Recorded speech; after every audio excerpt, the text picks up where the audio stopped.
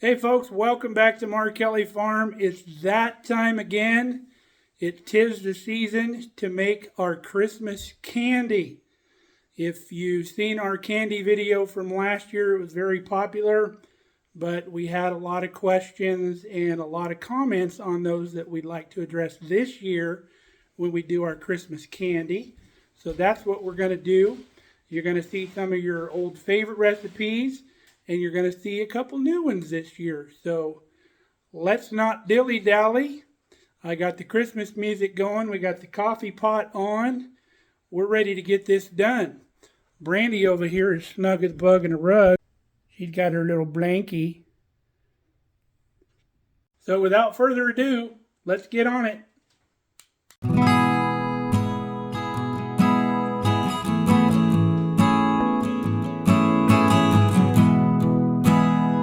So some of the questions last year had to do with, did you toast the almonds in the toffee? No, we didn't, but they pretty much get toasted in the toffee when we make that. How do you cut it up? How do you package it? Why aren't you providing written recipes?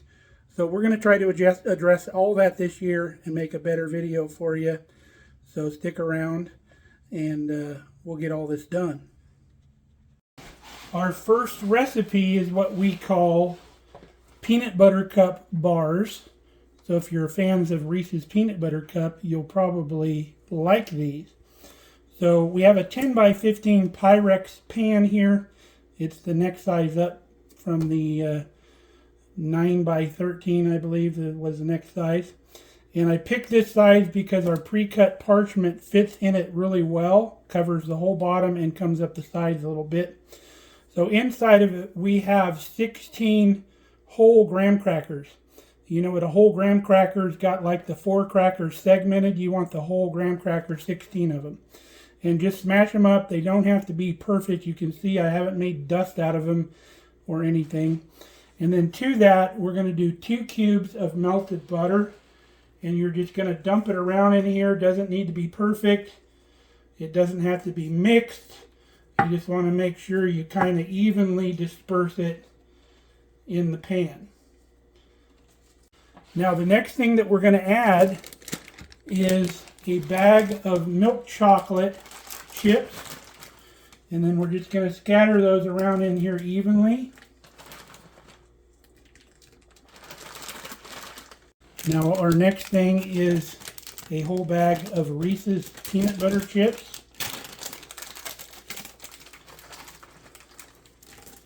And we're going to spread those around. All our chips are in. The very last ingredient that we're doing is 1 whole can of sweetened condensed milk. Don't get that confused with evaporated milk.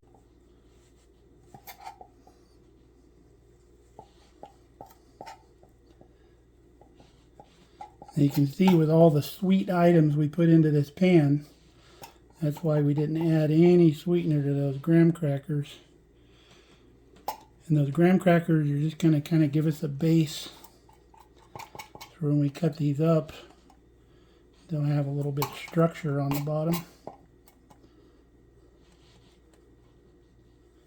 Alright, I think that's good enough.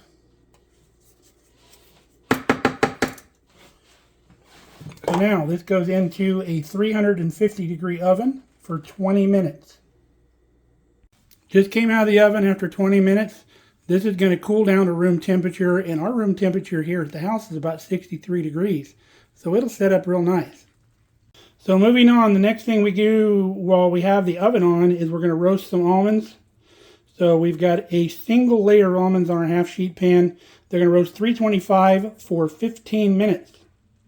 Alright, while our almonds are in the oven, we're going to get started here. We've already got a good start on our turtles.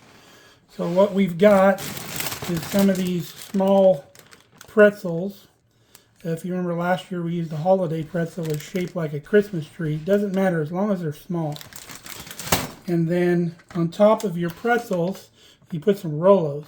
This year we found some dark salted caramel Rolos. So I think that's going to be amazing. We've got them all on the cookie sheet. So when the almonds are done, we're going to throw these in a 300-degree oven for 4 minutes, and we'll come back and show you what the next process is on these. Our turtles are out of the oven. So now you want to take a pecan half, put it right on top of the Rolo, and you're going to shove that down into the pretzel like that. Make sure you got a nice good pecan half and not like a quarter. You're pressing that Rolo down into that pretzel. It's going to hold on to it. So we got 100 of these to do. So come back when they're done. There's all of our turtles. Kind of a tedious recipe, but it's really good and you should try it. So let's move on to the next one. We're going to try to knock out some of these oven recipes while we got the oven going. Alright, on to our next recipe. We got a 12-ounce bag of sweetened coconut in the bowl. And we're breaking it up so it's nice and separated. Now last year we used almonds. This year we're going to use some cashew pieces. My youngest daughter would love this because she loves cashews. So there you go, Sam. So we're going to stir that up a little bit. Mix those nuts into the coconut. This is a super simple recipe. Very, very quick and easy. It's one that we're going to do in the oven. Now, we've got 2 egg whites, and we've dumped a teaspoon of our homemade vanilla into our egg whites so the vanilla doesn't get concentrated in any area of this coconut. So we're going to dump this in here, stir it around a little bit, kind of distribute it around the bowl. It's not going to cover everything because there's not a lot of it, but we want to mix it up a little bit. And what that egg white does is it's going to help bind this when it cooks in the oven. And then the next thing in the party is going to be a whole can of sweetened condensed milk. Going to get all of that goodness out of there. And then we're going to stir all this up till it's mixed really well. And we'll come back and show you what that looks like. Right, we've got this stirred up really well. You want to make sure it's really good and mixed up. You want that egg white in every portion of this. And now we'll scrape down the sides of the bowl a little bit and get everything in the middle. Now last year we used a bigger disher than we're using this year. This year I'm using a number 40, which is 3/4 of an ounce, because I want more of a bite-sized piece. So take your disher, get it in here in the bowl, and press it against the side of the bowl. Make sure that mixture is in there real good. And then you're going to come over here to your cookie sheet and just scoop it right out onto your cookie sheet like that. And just do it so on and so on until you've used everything here in the bowl. This mix is pretty much going to fill this cookie sheet over here. Another one down on our parchment lined cookie sheet, and we'll continue on. Now you can use any nut you want in this recipe. You can use the broken pieces of pecan from the last recipe in this, or you could probably omit the nuts completely if you're not a fan of nuts, and just go with the regular haystack macaroons. But I'm not a big nut fan myself in a lot of desserts, but I know other people are, so I accommodate them. Once we get all these on the cookie sheet, we're going to drop them in the oven. 325 for right around 20 minutes, depending on how your oven cooks. And we'll bring you back when they come out. Just came out of the oven. You can see they're kind of golden brown on the top. We're not done with them though. Right, on our macaroons now, we melted some dark chocolate chips, put it in our little makeshift piping bag, just barely cut the tip off. And then we're going to put some chocolate on top of them, just like that.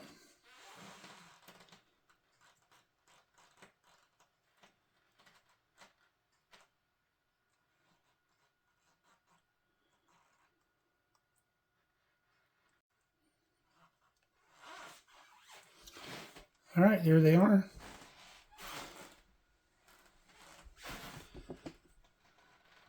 All right, next recipe up is our Rocky Road, my oldest daughter's favorite. She calls me almost every year asking for the recipe. But after last year, I can just send her the video. So a whole bag of semi-sweet chocolate chips, a whole bag of butterscotch chips, and a whole bag of Reese's chips.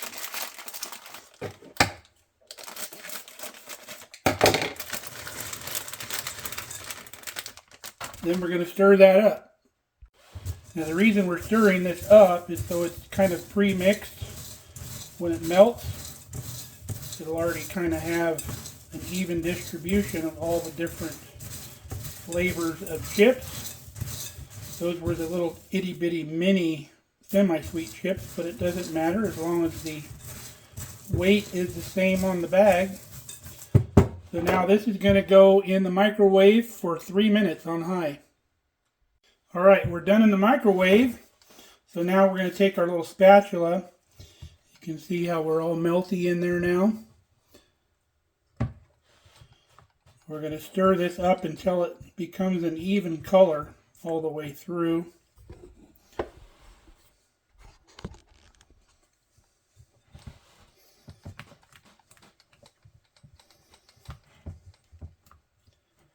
Almost there. Smells amazing. Be careful, the bowl's going to be warm when it comes out of the microwave. Make sure you're obviously using a microwave safe bowl. I've never heard if these Pyrex bowls are microwave safe. I'm assuming they are. Been using them for years, so pretty sure they are. So we're going to wait exactly 5 minutes and not a minute longer. It's been exactly 5 minutes.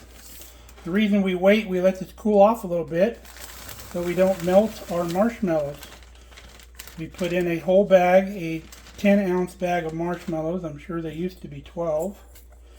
And 2 cups of Rice Krispies. And then we're going to stir this mixture up, folding it from the bottom until the whole mixture turns brown like the chocolate. The white from the marshmallows will pretty much disappear. And we'll come back and show you what that looks like. Alright, we're almost there. Doesn't take very long. Run your utensil down to the bottom of the bowl. Pull all that loose melted chocolate, butterscotch, peanut butter mixture up from the bottom. You can see all the white is now gone. So we've reached the point where we can dump it in our parchment covered half sheet pan. I can't say enough about these sheet pans. We use them very extensively here on the farm. And the pre-cut parchment is amazing. I recommend that. We just get that on Amazon. Make sure it's for a half sheet pan because they do make full sheet pans that look just like this. Make sure it's a half sheet. Unless your oven can fit a full sheet. Ours does not. I've never had one that did. But wouldn't that be nice to do a full sheet pan? Basically what they are is they're double wide this way. They're twice as wide as this one is.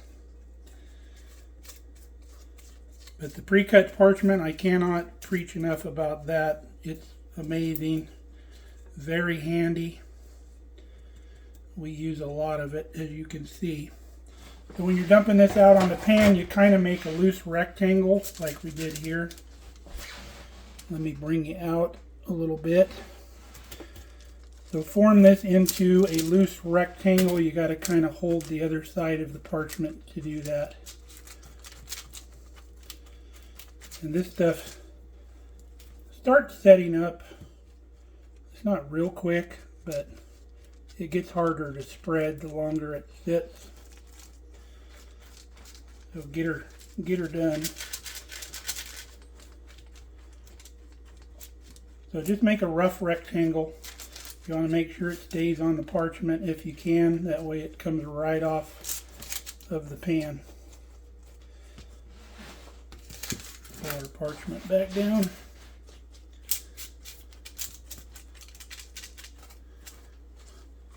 So real close.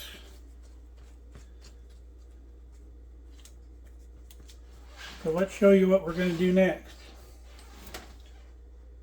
So we get another piece of our pre-cut parchment, and you can smash it down with your hands like this. You just smooth it out, or you can get another half sheet pan, put it right on top, and just kind of press down.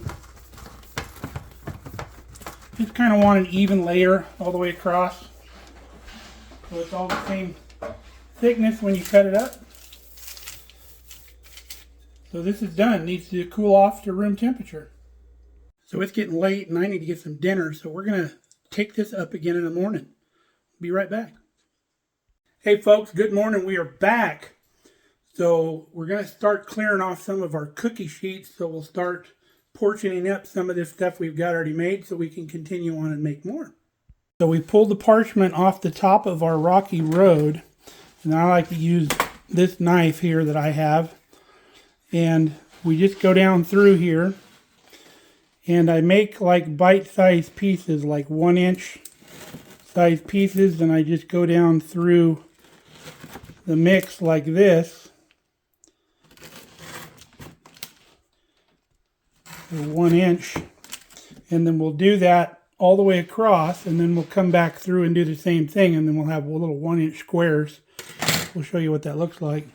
Got it all cut up. I store it in little Rubbermaid disposable bowls until we start packing our packages. So the moisture in the air and doesn't dry out, whatever, depends on what's in the bowl. But we'll start storing all these up, getting ready to pack before we start making all of the rest of our recipes.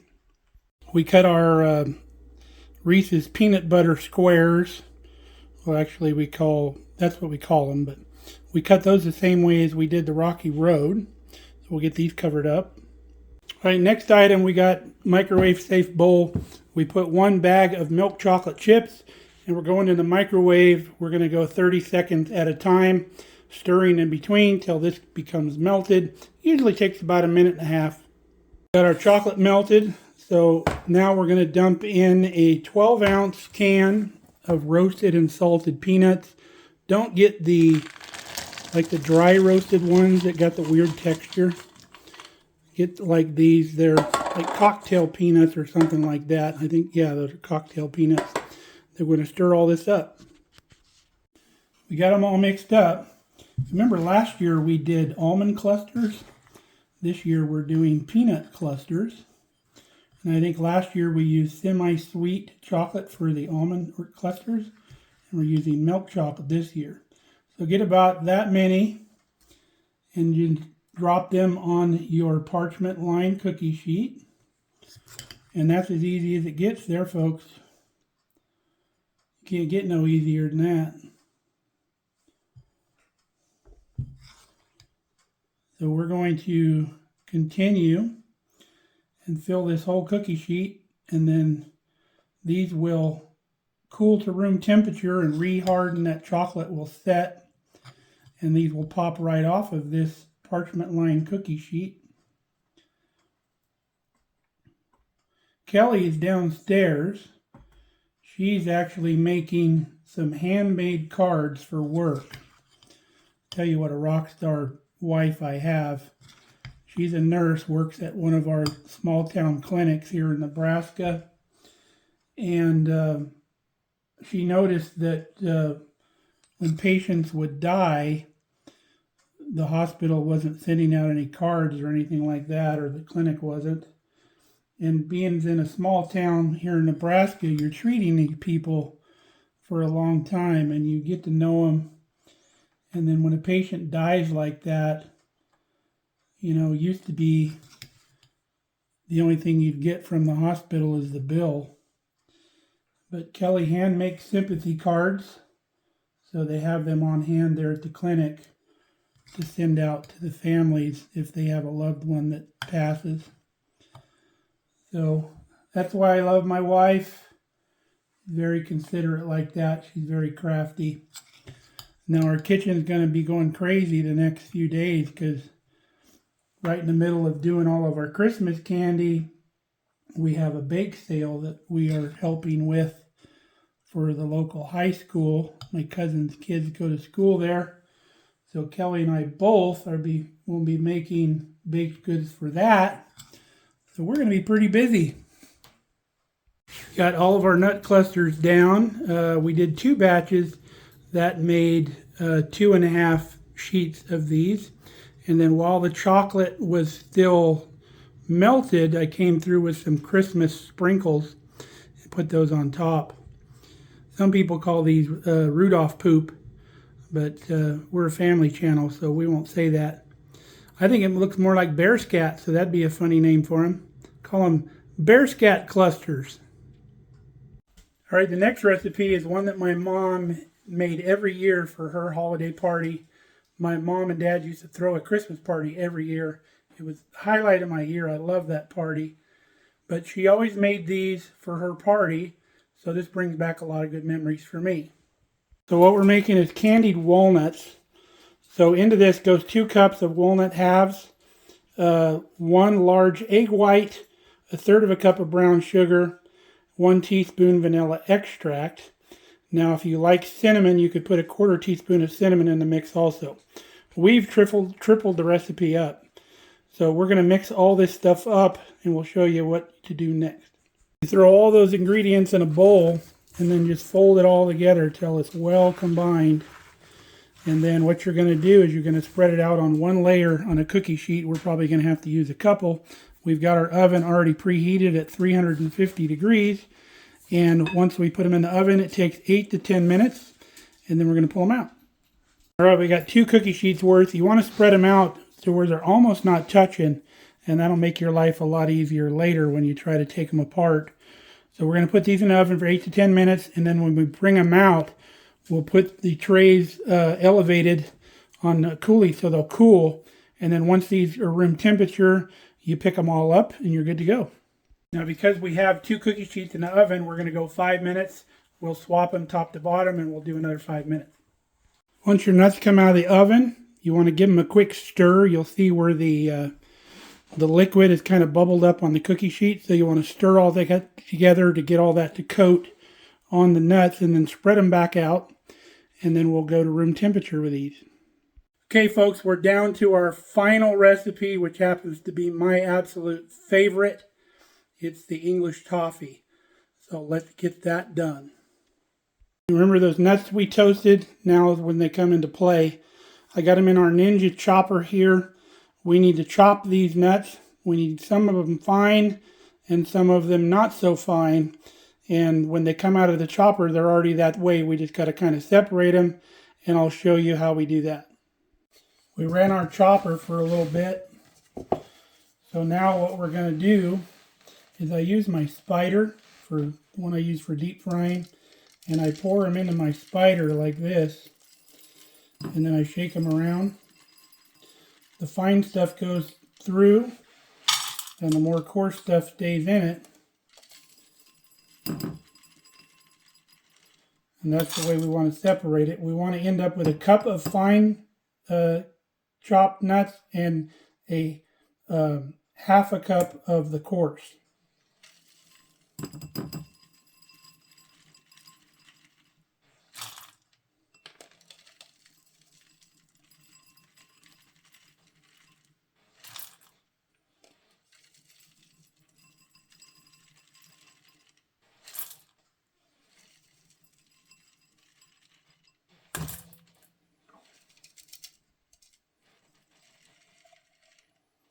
Looks like we got it. So we have our 1/2 cup of coarse. We need to add exactly a 1/2 cup of our fine back to that coarse, leaving about a 1/2 cup into this bowl, because we need a 1/2 and 1/2 of each to go inside our toffee, and the fine stuff, the rest of it, will go as a coating on top of our toffee when we're done. Next operation, we have a 3-quart saucepan. You probably do it in a 2-quart if you wanted to. I like a wider bottom so the material heats up a little bit more evenly. So in the pan, we have 4 sticks of margarine, and I've had plenty of people tell me that they use butter and it comes out just fine. But the elderly lady that I got this recipe from always told me that she used margarine because it doesn't separate like butter, because sometimes the butter will separate and give you an oily mess. So I've always used margarine. I prefer butter, but that's just what the recipe calls for, and that's what we do. So if you use butter, I understand. Go right on ahead. So with our full pound of butter, which is 2 cups, we have 2 cups of sugar. So equal parts butter and sugar. And as this melts, we are going to stir it a little bit, and then we're going to put the lid on this thing, because you don't want any stray sugar crystals over here on the edge of the pot, because later on, if they get down into the pot, they can cause your mixture to crystallize, and that'll even make a bigger mess. All is not lost. You could add some water back in the pot, reboil it, and then you'd be fine.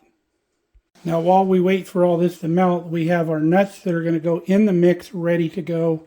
We have our sheet pan here ready to go at the side. So everything's good to go. Now, normally I would use a candy thermometer in this. We take it up to about 300 degrees, just below the hard crack stage, but well above the soft crack stage of candy thermometer. But I've been eyeballing this stuff for years, so I'm just going to eyeball it. You want kind of a dark peanut butter color when you're ready to go, and you'll almost get little bits of smoke underneath wisping out of the bubbling when it bubbles, but that's okay. And then we'll just immediately dump it over here, and we'll show you when we do the next step here. All right, we've come to a boil, so now we've put the lid on. We're on medium. So what this lid's going to do after we've got our initial stir in there, any sugar crystals that are stuck to the side of the pot, this condensation that forms and goes back down the side of the pot is going to take any stray sugar crystals with it back down into the mix. So it helps prevent crystallization. I've also taken my spatula that I first stirred with, washed it completely so there's no stray sugar crystals on this. So that's another bit of insurance. There is a way to add like corn syrup to the mix, which I've never done, and I don't know the ratios, but you can probably look that up.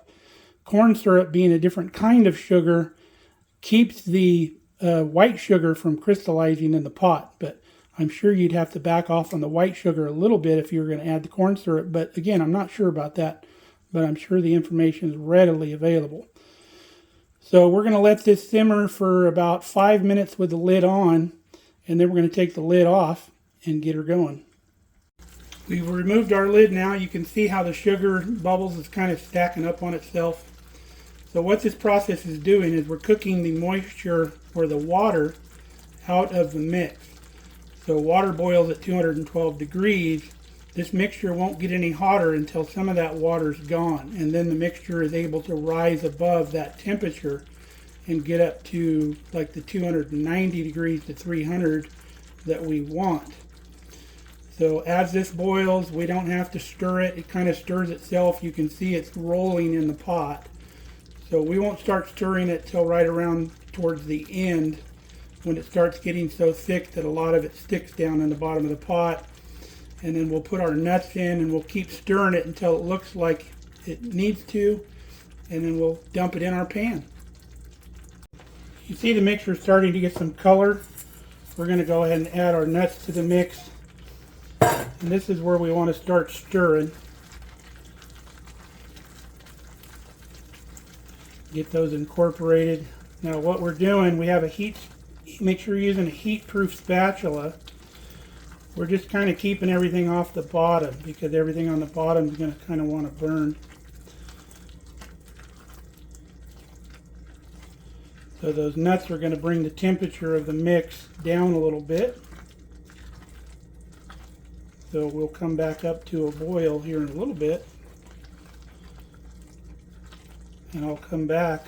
You can smell those nuts kind of toasting in the pan. Smells really yummy right now. Alright, you can see it's kind of a peanut butter color now. That's what you're looking for. A little, just a hair darker than peanut butter.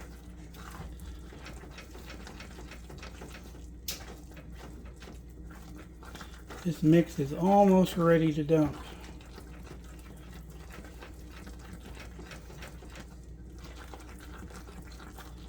The color, just like when you're browning anything, adds a little flavor.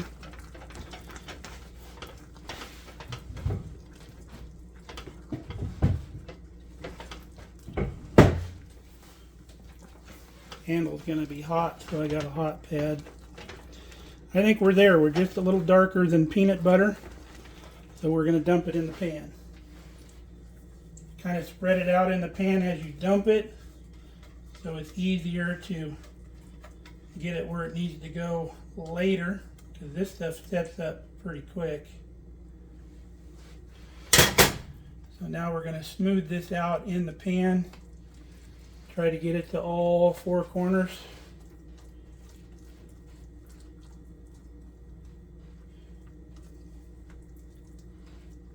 That's why it's pretty handy to use a spatula.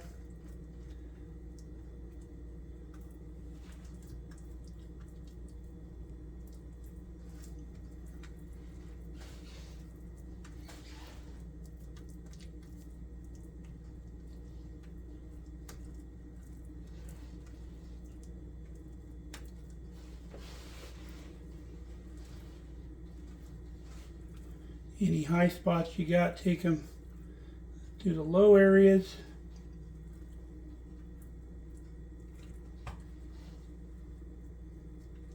Need a little more on that side.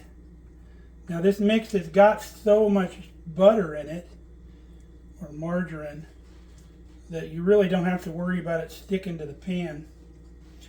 So that's what she looks like right there. Now we're ready for the next step.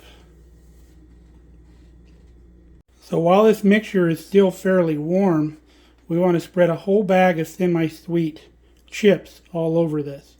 So once you feel it's got kind of a skin on the top, that's when you want to spread your chips. And these are the mini chips, so they're going to melt a lot easier than your normal chips. They're going to melt a lot quicker.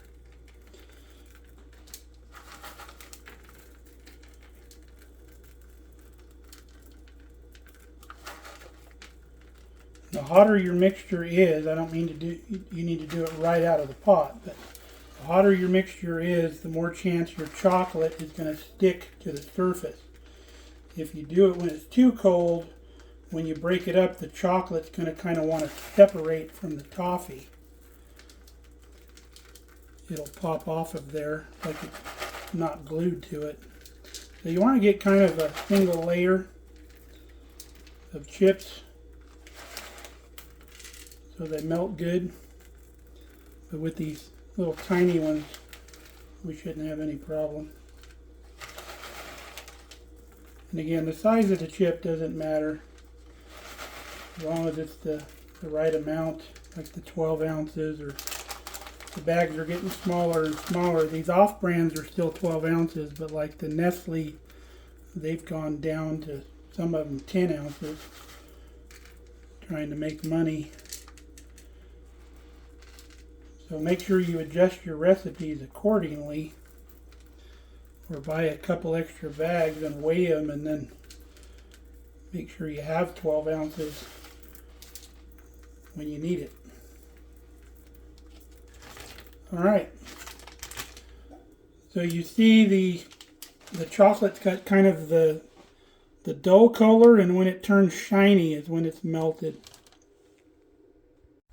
Once everything's shiny, get you an offset spatula like this. Make your life a whole lot easier. If you try to do this with a straight spatula, it's not going to be very fun. So just kind of tilt the edge of the spatula up in the direction that you're going. That way you don't dig into the chocolate. Kind of like mixing or finishing concrete. And just go back and forth,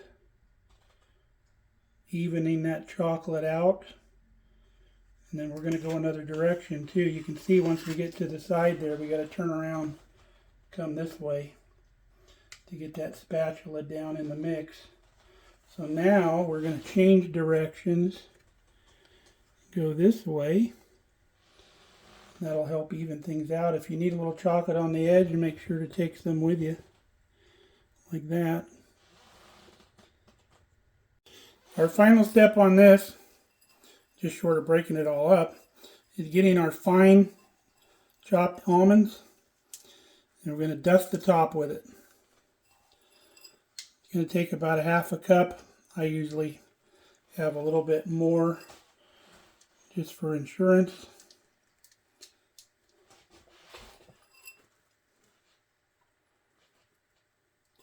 And that's all you got to do.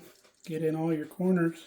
Now we're going to take our same offset spatula and we're going to come through and tap these almonds down into the chocolate. And that'll help the almonds stick to the chocolate. If you skip this step, a lot of your almonds are going to be left in the pan once you break this up. So just create a little contact. There's all you need to do. Don't get all crazy and mess it up to where it looks bad.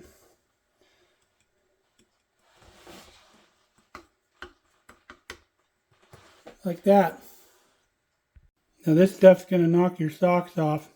We're going to let this come to room temperature. It'll be tonight before we can break it up, but we'll bring you back and show you what it looks like. We're going to break everything up, get everything packaged up, show you what the packages look like, and all that.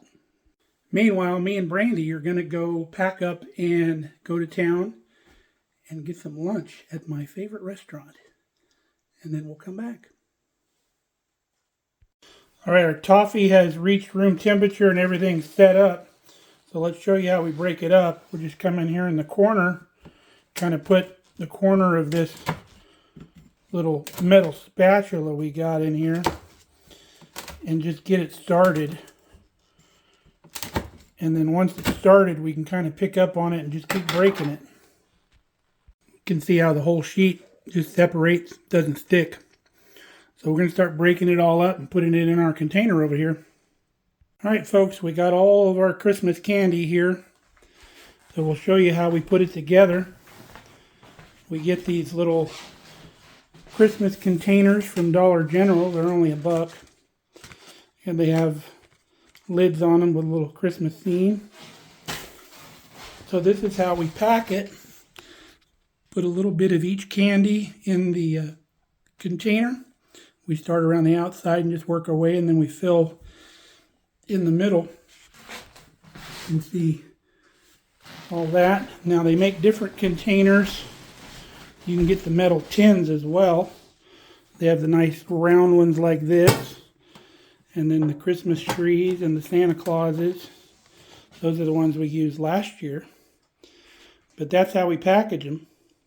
Okay, folks, we're almost done with Christmas Candy 2022. Believe it or not, I'm only a third done. I'm making 2 more recipes of everything that we showed you.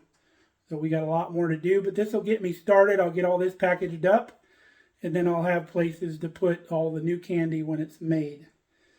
So, hope this answered some of your questions that you posed last year, and we hope we cleared some of that up. I like to get our candy out the first part of December before everybody's sick of eating candy, so that's why we do it so early. But we really enjoy doing this for everybody every year, and they really enjoy getting it. So, I'm going to post all the ingredients list in the description, so you can go there to find all those. You can print it, screenshot it, whatever you want to do. So, Till next time, stay safe, stay healthy. We'll post a couple videos here. And if you want to see more of our content or see what's in our playlist, we have a whole bunch of fantastic recipes. Hit the subscribe button up here.